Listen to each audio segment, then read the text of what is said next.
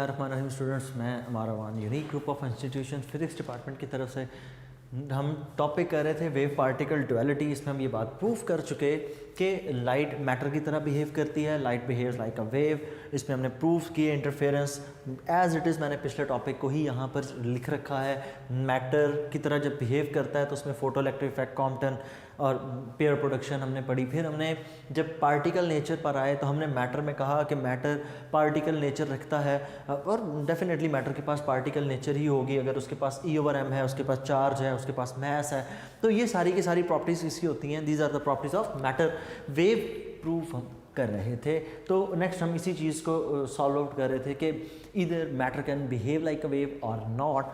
तो इसमें एक बात ये है कि मैं आपको शुरू पर बता दूँ कुछ सिमिलैरिटीज़ और कुछ डिफरेंसेस हैं कि वेव और पार्टिकल्स के अंदर क्या क्या सिमिलैरिटीज़ हैं। दोनों के अंदर सिमिलैरिटीज़ ये हैं कि वेव्स के अंदर एनर्जी ट्रांसफ़र होता है, मैटर एनर्जी ट्रांसफ़र करते हैं, वेव्स मोमेंटम ट्रांसफ़र करती हैं, मैटर भी एनर्जी ट्रांसफ़र करती हैं। मैटर रिफ्लेक्शन का फिनोमेनन शो करता है, मैं बॉल को दीवार पर हिट करूँ टकरा के वापस आता है, लाइट भी इसी तरह हिट करके वापस आती है। सेम इसी तरह दोनों रिफ्रैक्शन का फिनोमेनन भी शो करते हैं, इधर इट इज़ मैटर और द वेव, दोनों अपना पाथ बेंड करते हैं when they enter from one medium to another. So ये तो हो गई इनकी similarities. What are the differences? Differences के अंदर सबसे पहली चीज़ ये है कि मैटर हमेशा अपने पास मैस पोजेस करता है, वेव मैस पोजेस नहीं करती। अगर वेव मैस पोजेस नहीं करती तो फिर वेव उसके मुकाबले में फ्रीक्वेंसी रखती है अपने पास। मैटर अपने पास चार्ज रखता है जबकि वेव अपने पास वेवलेंथ रखती है। तो ये इन दोनों के मेजर डिफरेंसेस हैं कि इन दोनों इनकी बेस पे। और हाँ, एक बात बड़ी इंपॉर्टेंट और वो ये, मैस मैटर हमेशा लोकलाइज्ड होता है, वेव कभी भी लोकलाइज्ड नहीं होती। ये बड़ी इंपॉर्टेंट और बहुत इंपॉर्टेंट फीचर है दोनों का। मैटर हमेशा लोकलाइज्ड होता है और वेव कभी भी लोकलाइज्ड नहीं होती। मैटर लोकलाइज्ड होता है, वेव लोकलाइज्ड नहीं होती। इस बात का क्या मतलब है? इस बात का मतलब ये है कि मैं एक वक्त में एक जगह पर ही एग्जिस्ट करूँगा। मैं एक वक्त में एक जगह पर एग्जिस्ट करूँगा बिकॉज आई एम मैटर। तो मैं लोकलाइज्ड हूँ, my position is fixed. But in the case of waves, आपके रूम के अंदर जो स्पीकर से आप मेरी आवाज़ सुन रहे हैं, आप इस रूम में जिस मर्ज़ी कॉर्नर पर बैठ जाएं, जितने मर्ज़ी लोग बैठ जाएं, आप सबको साउंड सुनाई दे रही है। इसका मतलब साउंड हर लोकेलिटी में मौजूद है। इसका मतलब वो हर जगह मौजूद है, उसकी तो कोई फिक्स पोजीशन है ही नहीं।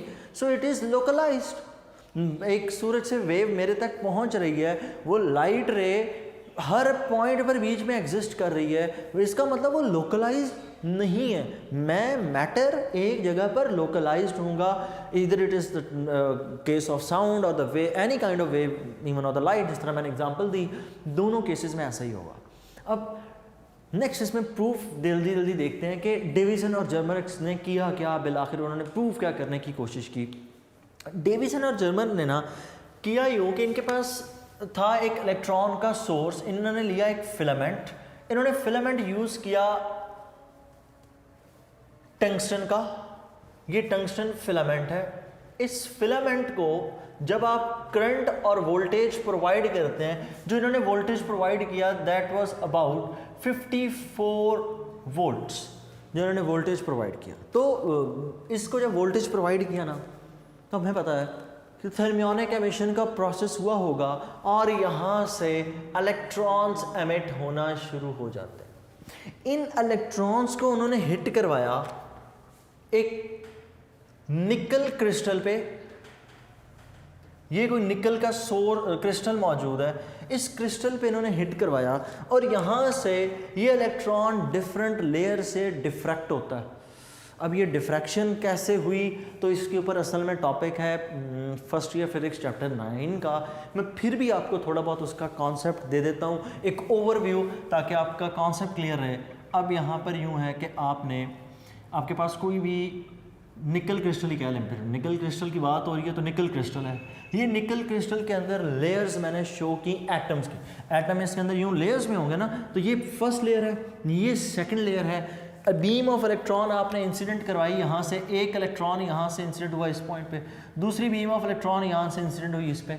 ये यहाँ से रिफ्लेक्शन शो करने के बाद इधर ये भी रिफ्लेक्शन शो करके इस डायरेक्शन में।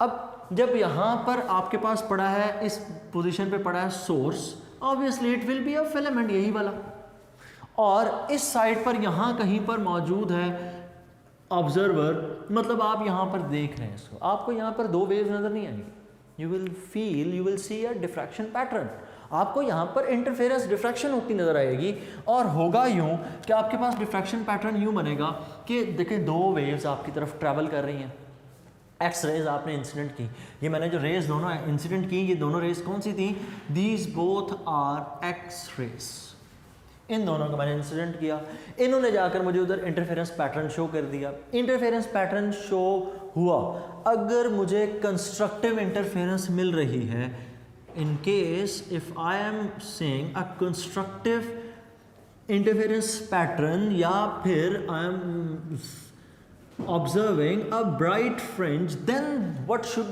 be there? There should be a path difference of m lambda, वहाँ पे पाथ डिफरेंस m लैम्डा होना चाहिए, और अगर मैं m लैम्डा देख रहा हूँ तो path difference should be equal to 2d sine theta, मैं जब कैलकुलेट करता हूँ this path difference is equal to 2d sine theta, कैसे आता है मैं एक्सप्लेन कर देता हूँ, ये फर्स्ट ईयर फिजिक्स का टॉपिक है, लेकिन फिर भी सबसे पहले तो इंटरफेरेंस का ना सुन लें कि इंटरफेरेंस का फिनोमेनन होता कब है। इंटरफेरेंस तब होती है when two waves traveling in the same direction and have same frequency, इन दोनों की यहाँ पर डायरेक्शन अगर मैं बनाऊँ, दोनों इसी डायरेक्शन में मूव कर रही हैं, पहली कंडीशन फुलफिल हो गई, बोथ हैव सेम डायरेक्शन।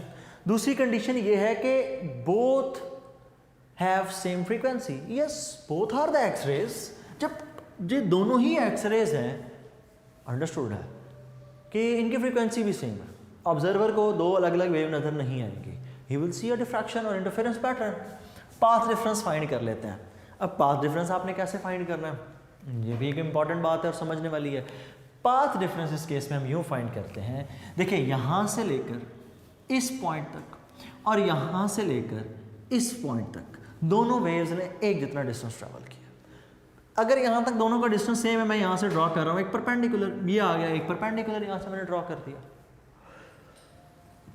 यहाँ पर ये जो लाइन है ये रिप्रेजेंट कर रही है दोनों एटम्स की लेयर के दरमियान में डिस्टेंस। इस डिस्टेंस को मैं लिख रहा हूँ d से। सेम इसी तरह जब ये वेव यहाँ से रिफ्लेक्ट करके यहाँ गई और ये वाली जो वेव है इस पॉइंट से आगे, दोनों ने सेम डिस्टेंस ट्रैवल कर रखा। मैं यहाँ से भी इधर परपेंडिकुलर ड्रॉ कर लेता हूँ। फिर सुन लें, मैं इन पॉइंट्स को नाम दे देता हूँ आपकी आसानी के लिए। मैं इनको नाम यूँ दे रहा हूँ, this point is A, B, C और D मैंने चूंकि लिख रखा है तो मैं इसको E नाम दे रहा हूँ। इस वेव ने पॉइंट A तक और इस वेव ने पॉइंट B तक एक जितना डिस्टेंस ट्रैवल किया। इस वेव ने B से आगे और इस वेव ने C से आगे एक जितना डिस्टेंस ट्रैवल किया। ये जो नीचे वाली वेव है इसने कुछ पाथ एक्स्ट्रा ट्रैवल किया है and this extra path is equal to AE plus EC, कि यहाँ से लेकर ये और फिर E से लेकर C तक ये जो डिस्टेंस है ना, ये नीचे वाली वेव ने एक्स्ट्रा ट्रैवल किया है। अगर ये एक्स्ट्रा ट्रैवल किया है, this distance is path difference. अगर मैं A से लेकर E तक और E से लेकर C तक डिस्टेंस ट्रैवल फाइंड कर लूँ तो इसका मतलब ये तो मेरे पास पाथ डिफरेंस आ जाएगा। Well I can find it, और ये मसला कोई नहीं है। क्यों? क्योंकि यहाँ पर एंगल कौन सा बनता है, थीटा। थीटा के सामने वाली साइड कौन सी हो गई, परपेंडिकुलर। इस डायग्राम को बाहर निकाल लेते हैं यहाँ से। ये डायग्राम यहाँ पर यूँ बन रही है, ये वो डॉटेड लाइन है जो परपेंडिकुलर मैंने ड्रॉ किया। एक यहाँ से ऊपर से नीचे की तरफ ये रेड कलर की ब्लैक लाइन, इसके साथ मैंने लिख रखा है D, और एक मैंने ड्रॉ करना है परपेंडिकुलर। तो परपेंडिकुलर मैं उस वेव पर यूँ ड्रॉ कर लेता हूँ। ये परपेंडिकुलर ड्रॉ हो गया, एंगल 90, यहाँ पर एंगल आ गया थीटा। थीटा के सामने वाली साइड कौन सी होगी, परपेंडिकुलर। ये साइड है A, ये E और ये साइड है B। मैं साइन थीटा यूज़ कर रहा हूँ। Sine theta is equal to perpendicular over hypotenuse. Sine theta is equal to perpendicular side की वैल्यू है E A into E over hypotenuse, और हाइपोटेन्यूज साइड किसकी इक्वल है, D के इक्वल। इसका मतलब A into E is equal to D sine theta. ये D इधर लाकर मल्टीप्लाई कर AE साइड को मैंने फाइंड कर लिया है कि ये जो साइड है this side is equal to D sine theta. Same इसी पैटर्न के ऊपर जब आप फाइंड करेंगे दूसरी तरफ से साइड, यहाँ पर पॉइंट लगा रखा है आपने C। जब आप इसको भी कैलकुलेट करेंगे ना तो आपके पास ये साइड भी अंडरस्टूड है d साइन थीटा आएगी, क्योंकि यहाँ पर भी एंगल थीटा ही बनना है। इसका मतलब EC भी किसकी इक्वल है, EC is also equal to d sine theta, E into C, EC is equal to d sine theta. इसका मतलब ये भी d साइन थीटा, ये डिस्टेंस भी कितना हो गया d साइन थीटा। इन दोनों को ऐड कर दें तो टोटल पाथ डिफरेंस जो मैं पहले बात कर रहा था is equal to 2d sine theta. अगर total path difference 2d sine theta आ रहा है, इसका मतलब कंस्ट्रक्टिव इंटरफेरेंस के केस में मैं चाहूँ तो इस बात को यूँ लिख सकता हूँ, m lambda is equal to 2d sine theta. m lambda is equal to 2d sine theta. जब हम इस चीज़ को सॉल्व करते हैं ना तो यहाँ से lambda is equal to 2d sine theta divided by m। ये m ऑर्डर ऑफ डिफ्रैक्शन है, मैथ्स नहीं है यहाँ पर। इस m को हमने लाकर उधर कर दिया डिवाइड। सो नेक्स्ट अब हम इसमें पुट करेंगे वैल्यूज़। अगर हम इसमें वैल्यूज़ पुट करें तो हमारे पास सिचुएशन यूँ बनती है, lambda is equal to 2 into D. D क्या चीज़ थी, डी इन एटम की लेयर्स के दरमियान में स्पेसिंग थी। और इन केस ऑफ निकल ये वैल्यू है 9.1 इंटू 10⁻⁻10। साथ इसके बाद साइन ऑफ एंगल थीटा, तो साइन ऑफ एंगल 65 डिग्रीज। कि जब इन्होंने यहाँ पर इंटरफेरेंस देखी डेविसन और जर्मर ने, तो डेविसन और जर्मर को जो यहाँ पर इलेक्ट्रॉन्स का मैक्सिमम पैटर्न मिलता है ना, वो मैक्सिमम पैटर्न इनको मिलता है एंगल ऑफ 65 डिग्रीज पर।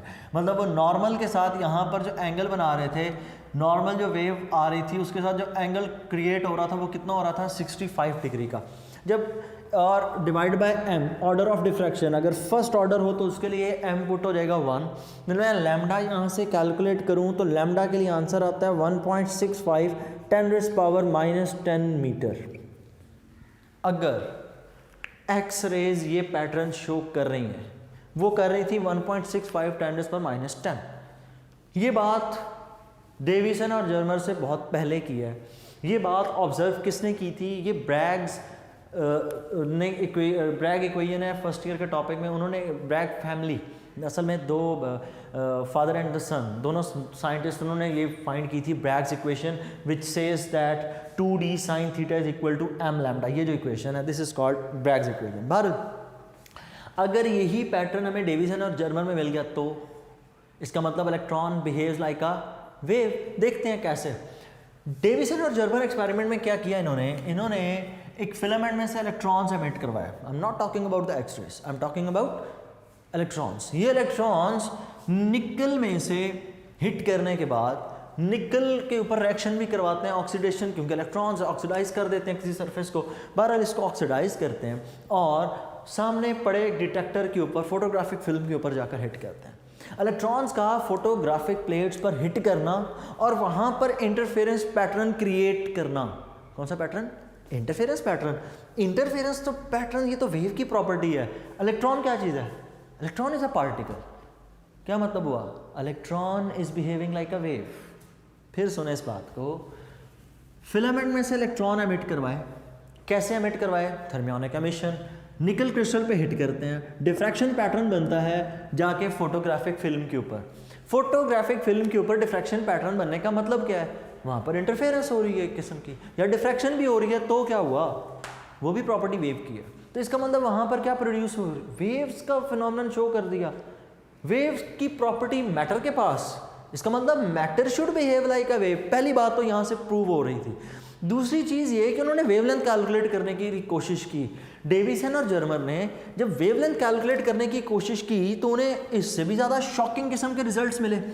उन्होंने वेवलेंथ फाइंड करने के लिए ब्रैग्स का थ्योरम यूज़ नहीं किया। उसकी वजह ये कि ब्रैग तो कंसिडर कर रहा था एक्स रेज को, and X rays are the waves. हम कंप्लीटली इस बात पे एग्री करते हैं। इन्होंने कहा नहीं, हम पार्टिकल से वेव बिहेवियर तक पहुंचने की कोशिश करेंगे। इन्होंने क्या कहा? इन्होंने एक फार्मूले को एक नए तरीके से डिराइव किया।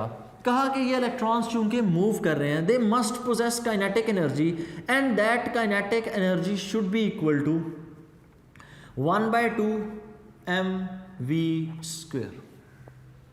और अगर इलेक्ट्रॉन मूव कर रहा है ना तो वो काइनेटिक एनर्जी किस फॉर्म में होगी उनके पास? In the form of electron volt. That kinetic energy should be in the form of electron volt. ये इलेक्ट्रॉन वोल्ट है तो मैं इस v को मैं लिख रहा हूँ कैपिटल में। Kinetic energy is equal two electron volt. ये आपके इलेक्ट्रोस्टैटिक्स के चैप्टर में भी फॉर्मूला लिखा है 1/2 mv²। इससे पहले कि कन्फ्यूजन हो आप क्या करें, इस एम वी को कन्वर्ट करें मोमेंटम में। मैं उसको कन्वर्ट करने के लिए ई, ये वी एज इट इज़ आएगा यहाँ पर, लेकिन वो चूंकि मैंने ब्लैक में लिखना है मैं इसलिए इसको भी छोड़ रहा हूँ। इस साइड पर मैं मैथ से कर रहा हूँ मल्टीप्लाई m², v², मैथ से ही मैंने कर दिया divide m। v² as it is, m की जगह मैंने लिखा m², एक मैथ से मल्टीप्लाई किया, एक m से मैंने क्या कर लिया डिवाइड, और ये वाला वोल्ट वाला v as it is. Next electron volt as it is आ गया is equal to 1/2 m² v²।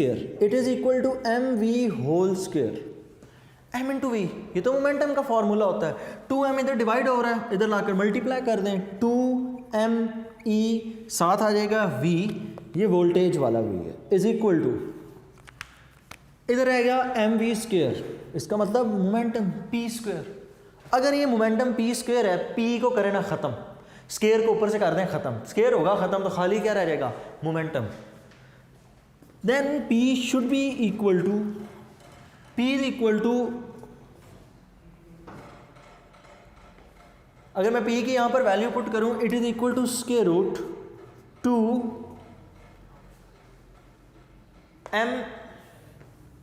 me into V. और यहाँ से हम मोमेंटम के लिए इक्वेशन निकाल लेते हैं। Momentum is equal to 2mev। अब इस इक्वेशन के अंदर अगर मैं यहाँ से निकालूँ लैम्डा के लिए इक्वेशन, तो लैम्डा मोमेंटम और लैम्डा का आपस में रिलेशन, वो उसमें हमने पढ़ा था p is equal to h over lambda, p is equals to h over lambda and lambda will be equal to h over p। इसका मतलब मैं P को किससे रिप्लेस कर लूँगा, मैं इस P को रिप्लेस कर रहा हूँ H ओवर लैम्डा से। अगर मैं इस P को H ओवर लैम्डा से रिप्लेस करूँ तो it will be equal to H over lambda is equal to square root 2me into V. Next इस लैम्डा को उधर शिफ्ट कर दें, 2me को इधर लाकर डिवाइड कर दें, तो लैम्डा के लिए इक्वेशन जो डेविसन ऑफ जर्मन ने फाइंड की, it is square root 2mev। Well अब इन्होंने वैल्यूज पुट की इसके अंदर। जब ये इसके अंदर वैल्यूज पुट करते हैं, एच की जगह Planck's constant 6.673 10⁻⁻34, mass of electron 9.1 10⁻31, E 1.6 10⁻19, voltage वो इन्होंने अप्लाई किया था 54 वोल्ट्स। जब ये सारी वैल्यूज पुट करते हैं तो इनके पास आंसर किस तरह आता है। मेरे पास फ्री स्पेस इतनी नहीं है, मैं यहाँ पर साइड पे कर रहा हूँ। Lambda is equal to H की जगह 6.63 10⁻34 divided by square root 2 mass of electron 9.1 10⁻31 multiply by electron का चार्ज 1.6 10⁻19 मल्टीप्लाई बाय वोल्ट, और वोल्टेज यहाँ पर है 54 में। लैम्डा जब इस केस में कैलकुलेट किया गया, the answer comes out as 1.66 10⁻10 metres. ये आंसर तो बिल्कुल उसी तरह से आ रहा है जिस तरह ब्रैग्स इक्वेशन में कैलकुलेट हुआ था एक्सरेज के लिए। इसका मतलब ये जो इलेक्ट्रॉन्स एमिट हुए हैं, ये इलेक्ट्रॉन्स असल में इलेक्ट्रॉन्स थे ही नहीं, दे वर बिहेविंग लाइक अ वेव। ये जो पैटर्न था ये हमने कहाँ से निकाला, ये तो एक्सरेज का वेव नेचर थी। यहाँ से जो एमिट हो रहे थे वो तो इलेक्ट्रॉन थे डेविसन जर्मर एक्सपेरिमेंट में। आंसर उनका भी यही आ रहा है। उनकी जब वेवलेंथ आप कैलकुलेट करते हैं तो यही आंसर आता है। इसका मतलब इस टॉपिक में हो क्या रहा है, a particle an electron. Particle कौन सा, electron. A particle is behaving like a wave. तो यहाँ पर पार्टिकल का डुअल करैक्टर फाइंड हो गया कि वही वेवलेंथ एक्स रेज के केस में जब हम कैलकुलेट करते हैं तो वो 1.65 10⁻10 आती है एक्स रेज, मतलब वेव नेचर में। और वही वेवलेंथ जब हम पार्टिकल करैक्टर से सॉल्व करके, मैंने मोमेंटम से रिप्लेस की थी value, momentum is the property of the matter, wave की नहीं है, तो अगर उसको मैं पुट करके वेवलेंथ निकालता हूँ तो मेरे पास आंसर कितना आता है 1.66 ×10⁻⁻। तो इसका मतलब पार्टिकल भी वेव की तरह बिहेव कर सकता है। तो अब ये टॉपिक कंप्लीट होता है आपका, और इन दोनों को भी, डेविसन एंड जर्मर को भी 1937 आई थिंक उसमें इनको नोबेल प्राइज़ दिया गया था। अब टॉपिक का एंड ये है, लाइट मैटर की तरह बिहेव भी करती है, वेव की तरह भी बिहेव करती है, पार्टिकल भी मैटर की तरह बिहेव करता है, वेव की तरह भी बिहेव करता है। वेव की तरह बिहेव करना हो तो उसके एक्सपेरिमेंट में आपने ये आंसर देना है। अभी इसका एक और फर्दर सब टॉपिक रहता है, व्हाट इज इलेक्ट्रॉन माइक्रोस्कोप। इसका मतलब उस इलेक्ट्रॉन माइक्रोस्कोप में क्या है, आप हमें पता है कि इलेक्ट्रॉन को हम यूज़ करते हैं to understand the atomic structure. इसका मतलब आपको देखने के लिए तो कोई वेव चाहिए, वहाँ पर इलेक्ट्रॉन किस तरह बिहेव करेगा, it will behave like a wave. और एक बात और याद रखिएगा, ये जो फार्मूला है ना, it is very much important. इस फार्मूले से हमें एक और चीज़ भी मिल रही है, और वो ये कि इस फार्मूले से हम ये प्रूव करते हैं कि आप वोल्टेज जितना बढ़ाते चले जाएंगे ना, वेवलेंथ उतनी क्या होती जाएगी, कम, और जितनी वेवलेंथ कम होती जाएगी हमारे लिए उतना फ़ायदा भी है। वो इस तरह कि हमारे लिए डिटेक्शन में उतनी आसानी होगी। इलेक्ट्रॉन माइक्रोस्कोप के अंदर आप चाहें तो अपनी मर्ज़ी से वेवलेंथ को कम ज़्यादा कर सकते हैं, और वेवलेंथ जिस हिसाब से आप चेंज करते रहेंगे आपके लिए चीज़ें उतनी आसान होती जाएंगी, मतलब उतनी ज़्यादा आपको मैग्नीफाइंग पावर मिल जाएगी, रिजॉल्विंग पावर उतनी ज़्यादा मिल जाएगी, क्योंकि जितनी वेवलेंथ छोटी होती है रिजॉल्विंग पावर उतनी ज़्यादा हो जाती है। मज़ीद इस पर नेक्स्ट टॉपिक में बात करेंगे, इलेक्ट्रॉन माइक्रोस्कोप। फ़िलहाल अब आप लोगों ने पेपर में क्या लिखना है, एक बात याद रखिएगा, डेविसन जर्मर एक्सपेरिमेंट आए, पेपर में ये सारा कुछ लिखने की ज़रूरत नहीं है। आप simply 2D sine theta M lambda से आगे ये प्रूफ कर दें, दैट्स फेयर इनफ, बिकॉज आपको पूरा कॉन्सेप्ट लिखने की ज़रूरत नहीं है। मैंने चूंकि समझाना होता है टॉपिक, तो मैं पिछली पूरी कहानी लाकर यहाँ पे सुना देता हूँ आपको, आपने एज इट इज़ नहीं लिखनी होती। फिर इस टॉपिक के अंदर ये सारा भी लिखने की ज़रूरत नहीं है। हाँ, मैटर, पार्टिकल का मैटर और वेव नेचर दोनों, इनको डिस्कस कर लें, इसको मत डिस्कस करें, लेकिन पता होना चाहिए, मेन कॉन्सेप्ट के लिए ज़रूरी है। इसलिए मैंने पिछले लेक्चर का एज इट इज़ यहाँ पर कॉपी पेस्ट किया है ये पोर्शन। तो टॉपिक्स को समझ के और कोशिश करें कि इन सारे टॉपिक्स को एक ही फ़्लो में बैठ के पढ़ें। जब आप एक ही फ़्लो में तरतीब से पढ़ेंगे ना, तब आपको बात ज़्यादा आसानी से समझ आती है। आप पहले वेव करैक्टर पढ़ें, फिर इसका मैटर करैक्टर पढ़ें, इसको पढ़ने की ज़रूरत नहीं है, आपको पता है, और फिर इसको आकर समझें, तब आपको फ़ायदा होगा। अगर आप ये कहें कि बग़ैर पिछले कॉन्सेप्ट के आपको सारा कुछ समझ आ जाए, इट्स इम्पॉसिबल। तो कोशिश किया करें, कॉन्सेप्ट से पढ़ा करें। और नेक्स्ट, मैंने आपको शुरू से यही बात कह रहा हूँ, सेकेंड ईयर फिजिक्स कभी भी लिंक्स के बगैर नहीं चलती। एक चैप्टर शुरू होता है, उसके थ्रू आउट लिंक्स चलते हैं। चैप्टर 12 शुरू हुआ, उसके लिंक्स अभी तक यहाँ तक उसके असरात पाए जा रहे हैं। चैप्टर 20 में भी इसके असरात हैं। तो कॉन्सेप्ट, लिंक्स बहुत ज़रूरी होते हैं। अपना ख्याल रखिएगा। अल्लाह हाफ़िज़।